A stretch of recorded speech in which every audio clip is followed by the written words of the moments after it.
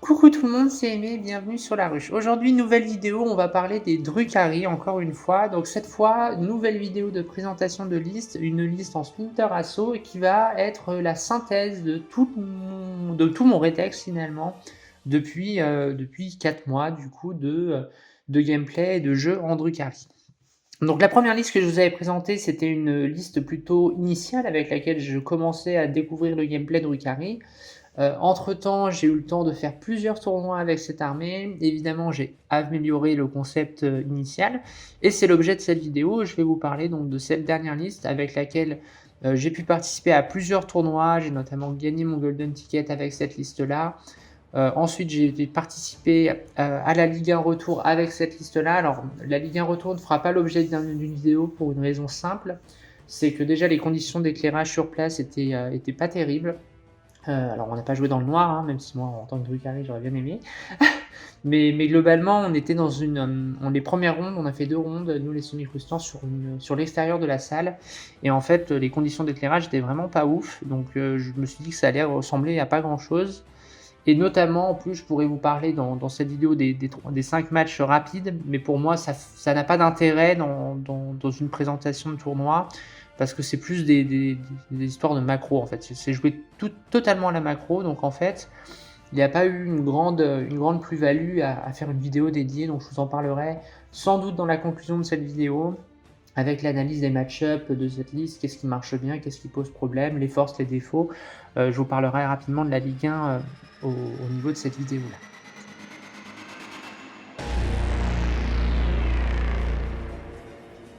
Dans cette vidéo, je vais vous parler de STL 3D Maker, qui est donc une entreprise et un site d'impression 3D de décors principalement. Donc vous avez de quoi incrémenter vos tables de jeu dans les univers de Warhammer 40 000, Warhammer AOS ou bien même The Old World. Donc c'est des décors en impression 3D. Je vous mets le lien dans la vidéo, je vous la mettrai également dans le descriptif. Également, moi j'étais particulièrement approché par donc Jérémy de ce site-là pour vous présenter des promontoires. Alors des promontoires, qu'est-ce que c'est? Vous en avez à l'image. C'est ni plus ni moins que une espèce de scénette pour renforcer la présence de vos figurines dans une vitrine ou dans le cadre d'une exposition. Donc on n'est pas du tout dans un accessoire de jeu, on est là dans un... Voilà, là vous avez les Drukhari, une espèce d'hôtel un petit peu sacrificiel, surélevé où les archontes et divers émoncules peuvent haranguer leurs troupes. J'en ai reçu également pour les tyrannies, donc ça fera très bien avec un prince volant au-dessus de cette espèce d'œuf que vous aurez le plaisir de découvrir dans quelques temps, ou alors d'un hôtel de corne avec un Master of Execution qui sera tout à fait à son aise là-dessus. Donc voilà, vous avez vraiment plusieurs promontoires en fait liés à chaque faction. Donc en fonction de vos factions favorites, vous avez un promontoire attitré. Donc ça fonctionne par un lien Kickstarter que je vous mets également à l'écran. Donc là vous pourrez accéder, participer au lancement de cette campagne et potentiellement recevoir ce que vous aurez commandé du coup à l'issue de ce Kickstarter. Au niveau de l'actualité de la chaîne, comme là on parle des Drukhari, écoutez, je vous parle principalement du promontoire Drukhari. Moi je l'ai trouvé très cool, il est assez solide au niveau de la qualité. Comme toujours dans des impressions 3D, il y a un petit peu de travail de débarbage, de ce genre de choses, mais rien d'absolument dramatique. Et au niveau de la qualité, je trouvais que c'était vraiment agréable à peindre et que ça semblait quand même assez solide. Alors je l'ai pas fait tomber, hein, mais globalement, on est quand même sur quelque chose d'assez costaud, c'est plein, donc c'est quand même assez solide et il y a pas d'éléments très fragiles ou cassants, donc c'est très bien. Après voilà, on est clairement dans une pièce d'exposition, c'est pour poser une figurine dessus et renforcer son statut au sein de votre collection. Donc voilà, il y en aura d'autres, on m'en a envoyé 3, je vais les peindre et cetera et puis en fonction de la thématique de la vidéo, je vous les montrerai. Donc ça, c'est quelque chose qui va nous accompagner sur la chaîne durant le mois de mai. Donc le Tyrannide arrivera, vous l'avez rapidement aperçu avec non peint, et vous le verrez ensuite mis en lumière dans une vitrine. Donc ça, j'espère que ça vous donnera envie. Voilà.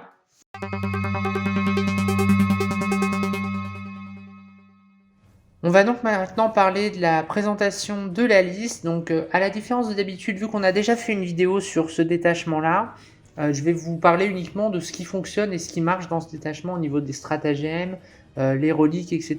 Je vais pas m'étendre sur une présentation générale avec les stratagèmes, etc. parce que certains ne seront pas utilisés. Donc moi, je vais vous parler principalement de ceux qui fonctionnent et ceux que j'utilise le plus souvent. Alors, au niveau de la liste, on est donc sur une liste agressive qui est orientée vers de la destruction au corps à corps avec un volet quand même entre guillemets, de tir anti-char assez sérieux. Donc on a quand même, bon, vous allez le voir dans la liste, mais on a quand même pas mal de ressources à force 12, fiabilisées ou fiabilisables. Et surtout, on a des grosses menaces de corps à corps qui viennent concurrencer la liste adverse dans le milieu de game, où l'adversaire ne peut pas se permettre d'aller se mettre entre guillemets tranquillou dans le no man's land et attendre que vous arrivez parce qu'il a un fight first ou ce genre de choses. S'il a un fight first, ça va gêner vos unités de corps à corps, mais par contre, s'il se prend toutes les Darklands dans la figure, il va avoir des difficultés. À l'inverse, quelqu'un qui est relativement fragile et qui craint vos Darklands, ou alors parce que c'est des véhicules, vous avez une infanterie qui est à même de pouvoir sortir des véhicules. Donc c'est une armée qui a du gros punch, qui est hyper fragile, je vous en avais déjà parlé. C'est une armée extrêmement glace canon, ce qu'on appelle, mais par contre qui a un gros rendement de létalité. Donc vous aimez taper vite et fort, et en général vous êtes récompensé dans ce gameplay un petit peu nerveux. Au niveau de la liste, donc on a déjà un combo avec des Venom. Alors les Venom, c'est excellent parce que c'est un petit véhicule qui est pas très grand, qui bouge de 14, qui en plus est très fragile, mais un -1 pour toucher, donc il a tendance à quand même bien résister aux armes entre guillemets un tir unique très fort, parce que finalement il faut déjà vous toucher. Derrière vous avez une possibilité d'avoir une invulnérable à 4 pour tous les véhicules. Ceux-ci dans ce détachement pour un PC peuvent passer en invulnérable à 4. Donc là encore, c'est quelque chose qui est extrêmement intéressant parce que cette invue à 4 vous double réellement la résistance de vos véhicules. Donc c'est quand même assez intéressant. Ensuite, le Venom, il a une autre règle extrêmement bonne, c'est la faculté de rembarquer une unité à la fin de la phase de combat si celle-ci est entièrement à 6 pas du Venom.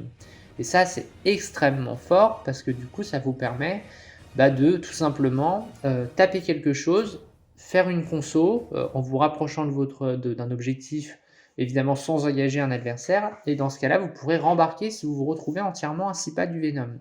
Donc là, c'est très intéressant pour pouvoir tuer quelque chose, rembarquer, et ensuite, votre Venom, le laisser en dehors d'une empreinte de ruine ou ce genre de choses pour être, entre guillemets, invulnérable. Donc au niveau de ce combo-là, j'en ai 3 dans ma liste. Le premier, c'est un archonte, donc c'est l'archonte Warlord qui ignore l'Overwatch avec 5 incubes. Donc les incubes, c'est une unité qui tape très fort au dégâts 2, PA-3 dégâts 2 avec souvent de la reroll touche, reroll blaze, donc c'est extrêmement stable. C'est assez fragile comme unité, c'est endurance 3. Par contre, c'est un gros punch et ça délivre très fort. Ça a aussi une faculté de générer des tests de battle shock. Donc là encore, face à des armées qui voudraient se prémunir en utilisant des stratagèmes de défense, ou encore si votre adversaire veut tenter des interruptions, si vous chargez avec plusieurs unités, vous avez l'information de qui est Battle Shock, donc vous pouvez commencer par une autre pour que celle qui est Battle Shock ne puisse pas interrompre. Donc là, pareil, il y a des gros combos à faire, en plus de régénérer des points de token, ce genre de choses. Donc voilà, ça marche quand même assez bien. Un deuxième archonte qui lui va être équipé d'une relique qui va permettre de récupérer des points de token en plus quand on tue une unité sur un objectif. Donc là, c'est quand même plutôt pas mal. Parce que cet archonte là, il va avoir tendance en général à être présent sur table et de pouvoir justement régénérer des tokens sur les petites unités que votre adversaire va mettre au milieu pour prendre les objectifs, faire des actions. Lui va avoir une faculté de les tuer très simplement, rembarquer, comme je vous l'ai dit tout à l'heure, et derrière, vous approvisionner en points de token pour l'agression qui viendra peut-être plus tard dans la partie, au tour 2 ou au tour 3. Donc ça a quand même tendance à être assez intéressant pour avoir une espèce de farm à points de souffrance pour pouvoir approvisionner vos rerolls au cours de la partie. Le dernier combo d'incube en Venom, c'est Drazhar. Alors Drazhar, je vous en ai pas parlé dans la dernière vidéo, tout simplement parce que je le trouvais moins bon qu'un archonte, parce qu'il ne donne pas la reroll des blesses, lui, à la différence de l'archonte. En revanche, il offre une autre technique, et déjà c'est d'avoir un +1 pour blesser en permanence, donc ça c'est quand même pas mal du tout, parce que ça permet à l'unité de Drazhar, même s'il n'a pas la faculté de re-rentrer dans un Venom, de garder encore une capacité de +1 bless, ce qui veut dire que même s'il n'a pas besoin du Venom pour être impactant. Parce que je vous rappelle que dans ce détachement, il faut débarquer d'un transport pour avoir le plus simplesse et que si on ne l'a pas, en fait, on joue quasiment sans règle de détachement, donc on est nettement moins efficace. Donc clairement, Drazar, il est très intéressant pour ça, pour avoir cette permanence du plus simplesse. Il est également dégâts 3, et ça c'est quand même une ressource qui est intéressante dans une armée qui est beaucoup basée sur le dégât 1 et le dégât 2. Avoir une faculté d'avoir un dégât 3, c'est quand même pas mal du tout pour sortir des choses en moins un dégât, des Plague Marines par exemple, ce genre de choses. Ou alors taper des trucs qui ont des occurrences, des multiples de 3 ou de 2 par exemple, qui vont avoir tendance à bien fonctionner quand vous allez taper ces unités-là. Dernière chose où Drazar est extrêmement intéressant, c'est sa règle spéciale qui fait qu'il a la précision intégrée dans sa datasheet. Donc vous n'avez pas besoin de payer un PC pour qu'il débloque une précision. Et l'autre avantage, donc ça évidemment ça vous permet de sniper les personnages, l'autre avantage c'est qu'en plus quand il va tuer un personnage, il ne va pas récupérer un token, mais il va en récupérer des 3. Et si c'est le Warlord, il va en récupérer 3 directement. Donc là aussi, grosse farm à PC, donc à PC en point de token plutôt, pour pouvoir reroll vos touches plus tard dans la partie. Parce que le problème de cette liste, c'est vraiment de synergiser en mettant des points de token et de rebondir. Alors l'armée rebondit quand même assez peu normalement, mais ça peut arriver surtout sur des armées qui sont extrêmement MSU, où vous avez quand même besoin de votre fiabilité pour tuer les unités, mais où il y a vraiment beaucoup d'unités et vous avez besoin du coup d'organiser les choses pour que ça se passe entre guillemets mieux pour vous. Et donc effectivement c'est une armée qui a beaucoup de difficultés si elle se retrouve sans points de token. Donc on va le voir dans la liste, il y a plusieurs options qui sont ajoutées pour permettre une autonomie de l'utilisation des points de token. Drazar en fait partie, l'Archonte qui récupère également, et vous allez le voir, il y a aussi d'autres unités qui vont me permettre d'approvisionner mon quota de points de souffrance. On poursuit ensuite les grosses unités d'impact avec l'élite et 10 Seras dans un raider, donc là pareil, combo anti-infanterie par excellence. Unité de 10 Seras, c'est 40 attaques de force 4 PA-3, avec un plus un bless évidemment en débarquant, en étant fight first, et l'élite c'est 9 ou 12 attaques en anti-infanterie 2+, et avec du sustanite 2.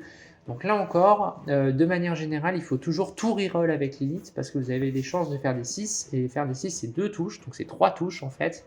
Donc en fait vous êtes bien souvent gagnant à relancer toutes les jets de touches, même les réussis, pour essayer de générer des 6, et ça peut faire monter ce personnage a un nombre d'attaques affolant. Je me rappelle d'une partie au French Wargame Day où j'avais full reroll et j'avais fait quelque chose comme 18 touches en bless à 2, PA-4 derrière, alors certes que dégâts 1, mais c'est extrêmement létal, ça vous permet vraiment de taper très très fort globalement les unités qui vont avoir beaucoup d'infanterie.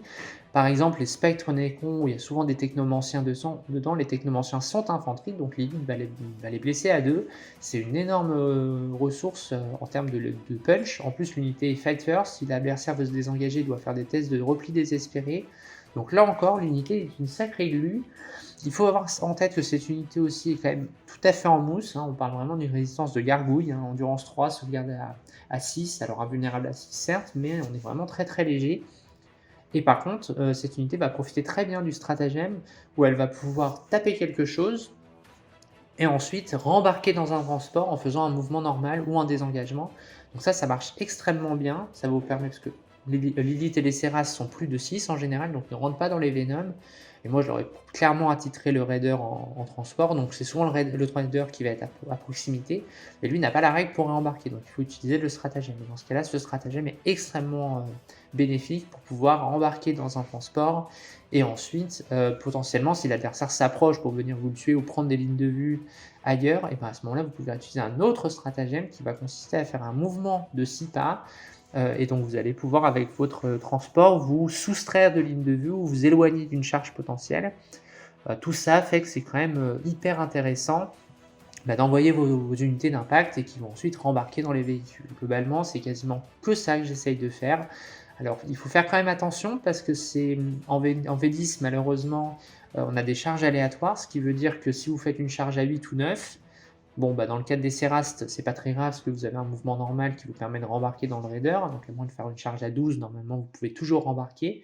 En revanche, sur les Archontes et les Incubes, qui eux doivent rembarquer entièrement à 6 pas, si vous faites des charges trop importantes, vous pouvez être amené à sortir de la zone et vous ne pourrez pas, malgré la conso vers un objet, rembarquer ensuite derrière. Donc il faut faire attention à la micro-gestion là-dessus. C'est hyper important, donc voilà, faut faire super gaffe à ça. Mais globalement, le combo, c'est toujours le même. C'est vous allez débarquer d'un véhicule, charger quelque chose et essayer de rembarquer dedans pour vous soustraire de la létalité. Voilà pour ce qui était les combos offensifs au corps à corps. On va maintenant passer aux unités de tech que j'appelle, donc c'est des unités de scoring, d'options de jeu. Alors les deux premiers, ça va être 2 packs de vrac. Alors les vracs, pourquoi? Tout simplement parce que c'est déjà une infanterie qui est un peu résistante pour du Drukhari. Alors je m'entends, ça reste des chiffres, mais on est quand même sur de l'endurance 4, de l'invue à 6 et un fin-open à 5. Donc le paquet de vrac, il faut que l'adversaire mette une vraie ressource pour les tuer. Il ne peut pas se permettre de faire tirer un pack de 5 marines dessus et espérer les tuer, parce qu'en fait ça va en général pas marcher. Il va devoir mettre une vraie ressource. Et vu qu'ils sont OC2, ils sont quand même assez chiants à tuer, parce qu'il faut pouvoir les tuer tous, parce que sinon vous laissez de l'OC2, on pouvait pas contester avec un Rhino par exemple, ce genre de choses. Donc les vracs sont vraiment pas mal pour ça. Ils ont aussi un lance-flamme anti-infanterie, donc ça c'est pas mal du tout pour pouvoir cramer un peu. Typiquement dans un gameplay contre des tyrannides, le coup de lance-flamme il peut gratter quelques gouttes et donc du coup vous faire gagner la bataille de l'OC, donc ça c'est quand même pas dégueu. Et leur autre grosse utilisation, moi que j'aime beaucoup, c'est leur faculté quand ils tuent une unité adverse de vous faire gagner un point de token en plus. Donc vous gagnez 2 points de token si vous tuez une unité avec des vracs, et vous n'êtes pas obligé de l'avoir fait en une phase, vous pouvez parfaitement affaiblir et puis terminer avec les vracs, vous tuez la dernière figurine, c'est eux qui tuent, donc c'est eux qui rapportent un point de plus. Donc on est quand même dans quelque chose d'hyper intéressant pour faire tout simplement emmagasiner des points de souffrance. Et enfin, dernière chose, quand il meurt, il vous donne aussi un point de souffrance. Donc en fait, cette unité, si vous arrivez à faire du trade au centre de table sur des unités un peu faibles adverses, vous pouvez parfaitement générer jusqu'à 3 points de token avec cette unité. Donc on est quand même dans quelque chose d'assez sympa. L'autre chose intéressante, c'est clairement une petite unité qui n'est pas très utile dans votre macro, donc vous pouvez parfaitement la déployer de manière un peu offensive. Et si vous avez le tour 1, vous pouvez aller faire un cleanse, un homer, des investigate signal, ce genre de choses. Donc c'est une unité qui va avoir une faculté principalement de scoring de secondaire et qui va en général mourir et vous donner des points de token, donc ils ne seront jamais tout à fait inutiles. Donc les 2 paquets de vrac, c'est pour ça que je les ai intégrés, parce que je trouve que c'est intéressant d'avoir 2 unités qui vont vous donner gratuitement des points de token et qui vont du coup mourir pour faire des actions, et qui de toute façon quand elles vont mourir, elles vont quand même vous apporter quelque chose. Donc ça c'est plutôt pas mal. Ensuite on passe à 2 packs de Mandrake, donc 2 packs de 5. A noter que j'ai beaucoup joué avec 3 packs de 5 Mandrake, c'est aussi envisageable, il reste des points pour le faire en enlevant un paquet de vrac. C'est une variance qui est possible dans mes gameplays, j'ai testé un peu les deux. Je sais pas trop, il y a des parties, il va pas y avoir besoin d'autant de vrac, d'autres les 3 x 5 Mandrake seraient utiles. Bon, ça se joue pour l'instant, je vous avoue qu'ayant qu'une boîte de nouvelles Mandrake, je suis passé sur 5 vracs en plus, et que 10 Mandrake pour pouvoir avoir entièrement les nouvelles figurines et pas jouer les anciennes. Mais sachez que c'est parfaitement possible de jouer 3 x 5 Mandrake, parce que pour le scoring c'est extrêmement bon.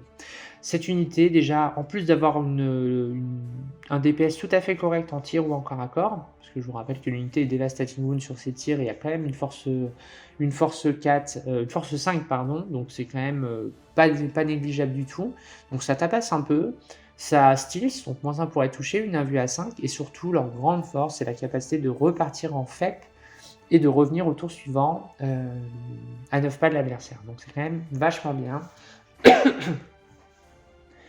Donc voilà, l'unité de scoring par excellence, votre adversaire termine son tour, vous les renvoyez en FEP en permanence, et comme ça quand vous tirez vos cartes, vous voyez ce que vous pouvez faire avec vos Mandrake.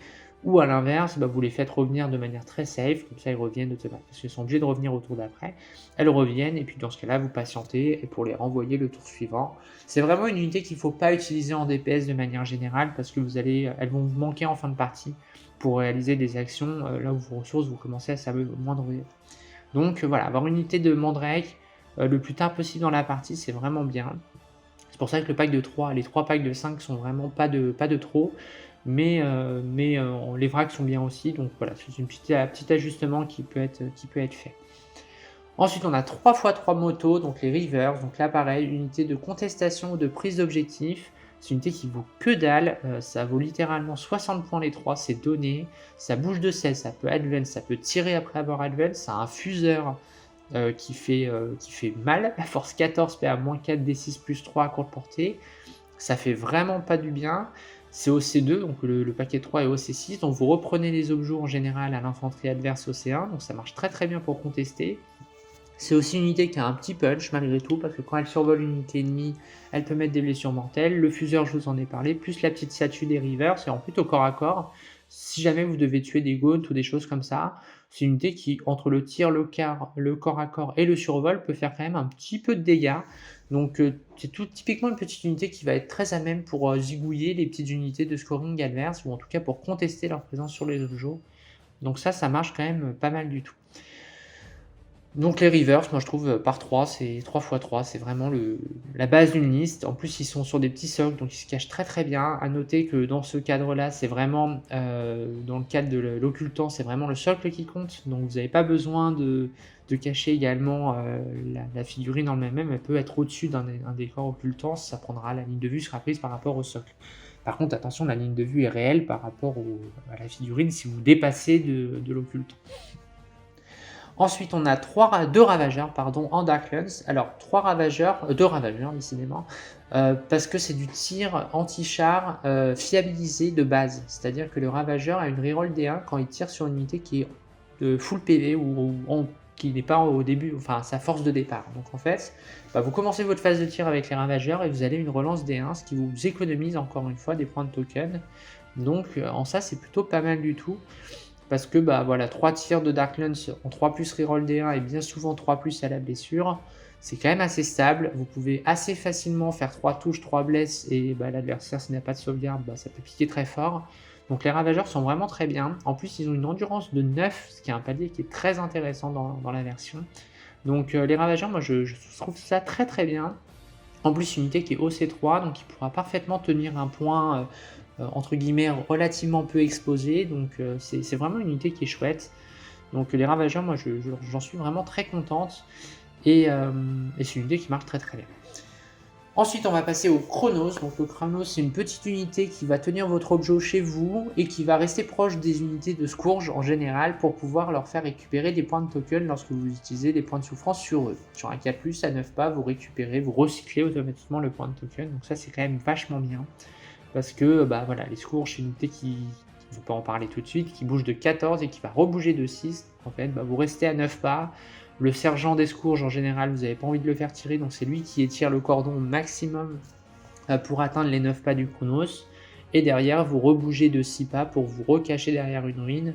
Et en ça, les Scourges sont vraiment très très bons, parce que c'est vraiment la faculté de tirer gratuitement sans réplique adverse en général quand il n'y a pas de tir, il n'y a pas de tireur loss, donc ça marche quand même vraiment très très bien. J'ai 2 packs en Darklands pour avoir des gros tirs de force 12 PA-3 dégâts D6 plus 2, et j'ai également un pack en Haywire. Alors pourquoi j'en ai pas plus? Alors les Haywire, c'est de l'anti-véhicule sur du 4+, ça fait automatiquement 3 blessures mortelles. Alors c'est moins polyvalent que la Darklands, par contre sur les véhicules, notamment les véhicules avec des invulnérables, c'est quand même une grosse plus-value. On est dans une méta où il y a pas mal de choses en véhicule qui ont des invus. Je pense au Canoptech, Marauder, des Necrons, je pense au Riptide, je pense pourquoi pas aux Zika également qui peuvent avoir une invulnérable à 4. Le Monolith est également très embêtant pour ça. Donc voilà, effectivement, si vous tombez sur du Tyrannide, vous avez un pack qui sert pas à grand chose, ou en tout cas qui est nettement nerfé, mais voilà, gardez en esprit que ce pack là est hyper stable en termes de dégâts. Vous allez faire en général entre 9 et 12 mortels statistiquement, donc c'est quand même très très bon. Ça m'est arrivé moi de tuer des petits RK juste avec une activation de cette unité, donc c'est vraiment une unité qui est très bonne et qui du coup va vous donner un punch extraordinaire sur les match-up où il y a pas mal de véhicules en face. Donc voilà ce que je pouvais vous dire sur la liste. Globalement, c'est une liste qui a fait son boulot, hein. Clairement, j'ai fait pas mal de tournois avec, ça s'est plutôt bien passé. Évidemment, vous avez des matchs qui sont un peu problématiques, hein. Je vais pas vous raconter des histoires. La méta aujourd'hui, enfin la méta avant la Dataslate était assez hostile au Drukhari parce que le GK était extrêmement compliqué à gérer. Le Necron Hypercrypt était très compliqué à gérer. Le Necron Canoptech était pas forcément évident parce que le primaire, c'est vraiment ce qui pêche dans cette liste. Donc quand vous avez des packs de 18, de 16 ou de 16, non de 18, de 19 OC qui peuvent venir vous en... Enfin, non, je dis bêtises, pas 19. Bon, enfin, quand vous avez pas mal d'unités OC2 d'impact qui peuvent se poser sur les objets, et qui du coup, bah, entre guillemets, disent bah, maintenant je t'attends, bah, c'est très embêtant. Alors on a des ressources pour affronter du Necron, notamment avec Drazar qui va pouvoir one-shot le pack de spectre, enfin le pack de spectre, le technomancien, et qui va du coup empêcher le Phinopen derrière, et derrière avec une autre activation, taper dans les spectres, où le dégât 2 des autres incubes feront quand même assez mal. Donc voilà, il y a des ressources, il y a des options, mais c'est une armée qu'il faut bien jouer finement, parce que c'est difficile. C'est une armée qui a quand même beaucoup de MSU, donc il va aussi avoir tendance à contester le primaire par juste le MSU. C'est-à-dire vous allez envoyer des unités sur les objets, votre adversaire va les tuer, vous allez tuer les siennes, et en fait vous allez équilibrer le primaire de cette manière-là. Vous allez tuer une partie du primaire adverse, puis lui va tuer le vôtre, donc en fait vous allez faire la différence sur votre secondaire. Et bien souvent le Drukhari a pas mal de facultés à réaliser le secondaire. Donc voilà, c'est une armée qui est cool, qui est correct, qui avait du mal avant la data slate parce que tout simplement la méta était hyper nocive. Il y avait aussi l'Astra, j'en ai pas parlé, mais l'Astra c'était un match-up de l'enfer parce que effectivement, le tir hors sur le Drukhari c'est catastrophique. Donc voilà, c'est une armée qui avait quand même une difficulté sur le haut du panier pré-data slate. Et maintenant que la data slate est arrivée, elle a quand même nerfé pas mal le tir hors encore une fois, que ce soit via le hors des Craftworld avec les batteries, que ce soit le hors de la garde, le GK a pris un petit tarif, l'Astra a pris aussi, le Necron a pris aussi. Donc en fait, pas mal de match-ups qui étaient vraiment pourris disparaissent un peu pour le Drukhari. Donc ça va du coup donner un nouveau souffle, je pense, à cette armée qui n'a pas eu de modification de coup en point dans son armée, mais du coup qui va en fait profiter des nerfs de ses concurrents directs, si j'ose dire. Et donc ça c'est quand même pas mal du tout, parce que je prévois que le Drukhari va sans doute monter encore un peu en winrate par rapport à ce qu'il était avant. Il était tout à fait équilibré à 50% de winrate. Le fait que ces grosses Nemesis prennent un peu, que lui ne bouge pas, et ben ça va impliquer du coup en fait plus de facultés pour être présent sur table et faire assez de dégâts. Donc je pense que les Drukhari vont rester parfaitement jouables et vont être encore meilleurs que ce qu'ils l'étaient avant. Donc c'est vraiment très bien. Je vous avais dit donc que je vous parlerai rapidement de la Ligue 1. Donc la Ligue 1, j'ai affronté en première ronde un Necron Canoptech, donc sur un scénario pur jeu faux qui m'a été extrêmement salvateur, tout simplement parce que c'est un scénario où en tuant une unité par tour et en contrôlant un objet, on met 8 de primaire. Donc en fait, j'ai mis 4 points de primaire au tour 1, et ensuite j'ai pas arrêté de mettre 8, donc résultat, j'ai pu exister au primaire, et au secondaire, j'ai pu faire un peu mieux que mon adversaire, grâce à mes Mandrakes qui pouvaient faire du scoring, etc. Donc globalement, j'ai fait un 10-10 contre ce match-là. C'était clairement un peu inespéré. Alors j'étais estimé en petite défaite, et il se trouve que j'étais plutôt estimé entre 7 et 8, et je rapporte 10, donc j'étais tout à fait contente de ça. J'ai eu de la chance de capturer l'avant-poste ennemi au dernier tour, ce qui m'a permis de FEP avec des Mandrakes et tenter une charge à 9 que j'ai réalisée, et de survivre à la réplique d'un Canoptech. Et donc résultat, j'ai pu faire ces 8 points de contestation de primaire, donc ça m'a quand même donné beaucoup de points, donc ça c'était quand même cool. J'ai eu un peu de chance sur la fin à ce niveau-là, mais globalement voilà, le match est plutôt une petite défaite que j'ai réussi à transformer en égalité, donc j'étais assez contente de ce point de vue-là. Ensuite, j'ai été appareillé en deuxième partie contre de l'Astra Militarum, donc là c'était vraiment très dur, parce que autant le premier scénario m'avantageait, autant celui-là pour moi n'était pas réellement bénéfique. Donc du coup j'ai affronté ce match en estimé 5, c'est-à-dire un résultat de 15-5 défavorable. Et au final je perds que 12-8. Alors pourquoi j'ai perdu que 12-8 ?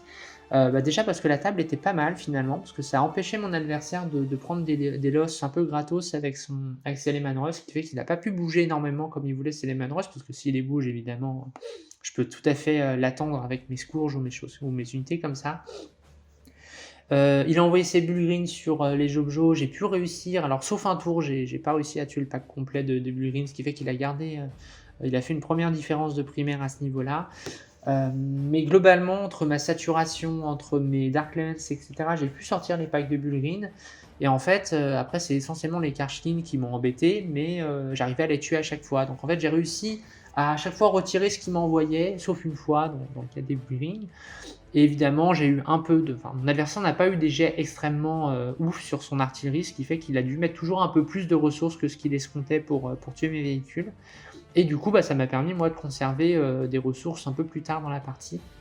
Et donc, moralité, j'arrache un 12-8 enfin 8-12 plutôt, sur ce match. Donc ça m'a vraiment bien aidé. Parce qu'effectivement, c'était vraiment hyper inespéré de ramener 8 là-dessus. Donc j'étais tout à fait content. Troisième partie, je réaffronte un Necron Canoptech sur un scénario relativement standard. Là, je me suis dit, c'est simple, il faut que je sécurise 10 de primaire à tous les tours. Donc je vais jouer que sur 2 objectifs, sauf que là, ça a été un peu trop voyant, c'est-à-dire que mon adversaire s'en est rendu compte dès le tour 2 que j'allais vraiment castle sur mon objet et sur l'objet, entre guillemets, mon objet fort sur mon côté à moi. Et j'avais complètement décliné son objet à lui. Donc il s'en est rendu compte très rapidement, et donc il a décidé de brûler l'objectif chez lui, pour remettre toute sa ressource de mon côté, et donc de faire une vraie bagarre entre guillemets au centre de table et sur mon objectif. Donc ça m'a fait gagner un tour cette histoire, parce que du coup il avait laissé une ressource chez lui en vue de prendre cet objet. Et donc à partir du tour 3, il a décidé de faire un gros push vers moi avec toute son armée finalement. Et j'ai réussi, alors là j'ai eu aussi un peu de chance, que ça s'est quand même bien goupillé pour moi. Alors j'ai mis beaucoup de ressources, j'ai mis quasiment toute mon armée, mais j'arrive à sortir un cétane et un paquet complet de spectres, donc ce qui m'a permis de revirer tout ce qui venait chez moi. Et du coup, ça m'a permis d'exister là où, si j'avais loupé le cétane, ou même loupé les vrais, ça aurait pu être vraiment très problématique. Le fait de réussir à sortir tout ça, ça s'est quand même transformé en bon espoir pour moi. Derrière, après c'est de l'échange de ressources, c'est globalement il m'envoie un pack de spectres pour me contester, je lui tue son pack de spectres, et puis ainsi de suite. Et puis du coup, on arrive sur une petite différence pour lui au primaire, parce qu'évidemment, lui, il avait mis un peu plus de primaire que moi en tenant le centre et son objet. Enfin, moi, j'avais que mon objet.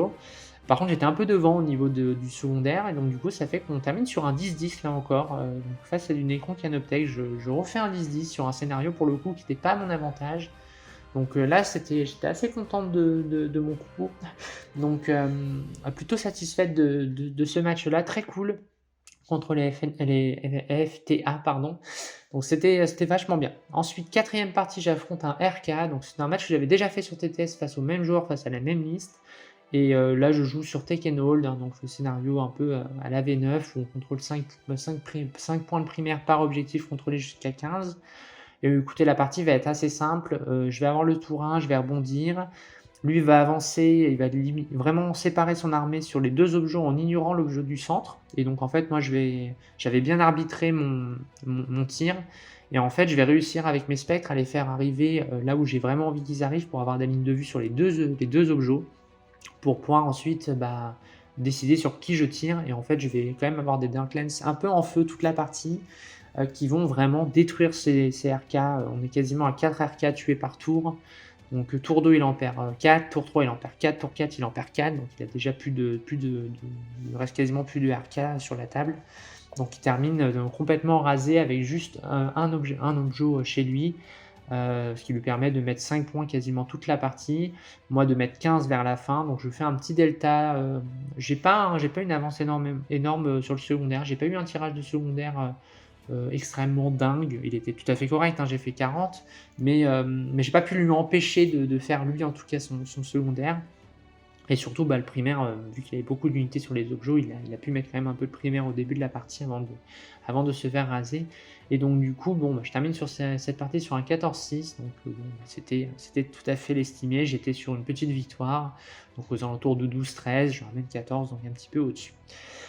Et enfin, dernière partie, je joue contre un Tau, contre le Bull, contre les no-name. J'ai fait beaucoup le match Tau. Je crois que j'ai fait 3 tournois, et sur les 3 tournois, j'ai affronté 10 Tau. Donc j'ai une bonne expérience sur le Tau. Contre des listes avec pas mal de Crisis. Donc les Crisis étaient particulièrement embêtantes, parce que c'est vraiment une grosse unité qui garde vraiment en nocivité très longtemps dans la partie. Là, il n'y en avait pas, donc il y avait plus de chars, de châssis. Donc voilà, ça s'est bien passé. Je pensais être bien, j'avais un estimé à 12+, donc une victoire quoi. Sauf que bon là, j'ai attaqué ce taux-là, que j'étais accepté, donc le taux avait choisi une table qui me permettait pas de me cacher sur les objectifs et donc moralité, en fait ce qui s'est passé, c'est que, on va se nuller nos primaires, tous en fait. On va pouvoir se nuller les primaires. Lui va mettre des choses, je vais lui retirer, moi je vais mettre des choses, il va me les retirer et en fait, moralité, finalement, je vais pas réussir à faire un delta énorme aux primaires, d'autant plus qu'on joue sur un scénario où, où on peut scorer une dernière moisson de primaire au dernier tour. Et évidemment, j'ai eu le premier tour, ce qui fait que c'est mon adversaire qui a lui pu faire une moisson optimisée de primaire sur la fin, avec priority target, puisque du coup, il va pouvoir en fin de partie, quand j'ai fini de jouer, venir me contester, voire me prendre les objectifs pour que moi je marque le moins de primaires possible et que lui ait une vraie phase de primaire à la fin. Et c'est ce qui lui permet du coup d'arracher un 10-10. Globalement, j'ai pas eu un tirage exceptionnel en secondaire sur cette table, sur ce match-up là. D'ailleurs, ça a été aussi probablement dû à une erreur sur les mandrakes. J'ai perdu mes mandrakes un peu trop vite. Donc c'est celles qui m'ont posé problème en fait derrière. J'ai pas pu trop utiliser mon dernier pack pour pouvoir réaliser les actions. Donc ça a été la première chose. Et la deuxième, c'est effectivement cette capacité que mon adversaire avait à ne pas perdre en distance sur le primaire, du fait de la table et du fait aussi du premier tour que j'ai eu, fait qu'il arrache une égalité. Voilà, là ça c'est les conditions de pairing, hein. Le pairing, le premier tour, c'est des choses qui peuvent jouer. Le pairing sur les tables, le premier tour, c'est toujours de l'aléatoire. Donc je pense que l'estimé était bon, mais que là, globalement, ça s'est mal goupillé parce que le scénario n'était pas à mon avantage, le tour 1 en tout cas. Et ensuite la table qui était un peu problématique. Donc voilà pour résumé de cette Ligue 1. Au niveau de la Ligue 1, on avait une équipe un petit peu faible. On avait des gens qu'on voulait tester, on avait des gens qui n'étaient pas dispo, donc on a dû faire avec entre guillemets des gens qui n'étaient pas aussi affûtés. Donc on avait une très bonne Ligue 1 à l'aller, on a eu une moins bonne Ligue 1 au retour, mais ça nous permet quand même de finir deuxième de la saison. Donc c'était tout à fait ok du fait des conditions de la Ligue 1 retour, où on n'avait pas notre effectif le plus optimisé. Donc voilà, moi au niveau des Druckeré, j'ai adoré les jouer. Il faut savoir que j'avais tout à fait hésité à jouer Tyrannide pour cette Ligue 1, parce que le Tyrannide a cette faculté de scorer très bien et d'assurer vraiment des égalités. Donc j'avais pas, en fait à la base je voulais pas jouer Drukhari parce que j'avais vraiment peur de mésestimer, parce que j'avais remarqué que c'était quand même une méta qui était extrêmement nocive au Drukhari, et surtout que le Drukhari avait assez peu de faculté à être stable sur ses estimés, parce que des Darklands qui passent pas un tour en Pondi, c'est très vite la catastrophe. Donc j'avais vraiment pas envie d'avoir des matrices extrêmement polarisées, et surtout des estimés qui n'étaient pas forcément stables. Donc je m'étais dit, je vais jouer de Tyrannide, ça sera plus stable. Et au final, j'ai fait un tournoi avec mes Tyrannides en vue de me préparer, le tournoi de Montsoult, et en fait j'ai détesté, j'avais envie de vomir à chaque fois que je jouais mes Tyrannides. Donc malheureusement j'ai dit à mes copains d'équipe, non, laisse tomber, je vais laisser tomber les Tyrannides, je vais y aller en Drukhari parce que sinon vous allez me perdre, je vais devenir folle. Donc je suis parti en Drukhari, et j'avoue que j'ai eu un peu peur au moment où j'ai rempli mes matrices, parce qu'effectivement c'était pas Jojo.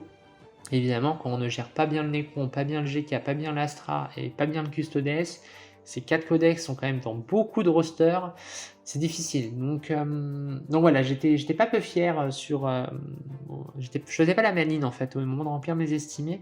Quand je regarde a posteriori, voilà mes résultats en Ligue 1, j'étais assez contente de moi, avec un codex qui pour beaucoup de gens était pas bon. J'ai quand même réussi à tenir mes engagements, voire à les dépasser dans certains cas pour ce qui était de mes estimés. Donc ça, j'étais assez contente. Voilà, donc au final, la Ligue 1 se termine. Bon bilan pour nous. Bon bilan pour moi avec les Drukhari, je me suis bien amusé. Et je pense que la dataslate va renforcer le Drukhari, parce qu'effectivement, quand on n'est pas touché, finalement, on est EP. Et quand nos grosses Nématis se font taper, finalement, on va découvrir de nouveaux match-ups. Et donc je pense que le Drukhari va être quand même très très cool pour ça. Donc ça va être très chouette. Voilà pour la vidéo. Écoutez, j'espère qu'elle vous aura plu. Je suis désolé pour les gens qui attendaient un débrief Ligue 1 un peu plus détaillé. Malheureusement, je n'avais pas fait de photos. Les matchs me paraissaient pas les plus utiles en termes de compréhension. Ça me paraissait pas le plus utile de faire un recap de la Ligue 1. Et en plus, les conditions d'éclairage pour les photos n'étaient pas réunies. Donc ça fait l'objet que d'une petite vidéo comme celle-là. J'espère que le format vous aura plu également et puis, bah, je vous fais des bisous et je vous dis à très bientôt. Bye bye tout le monde!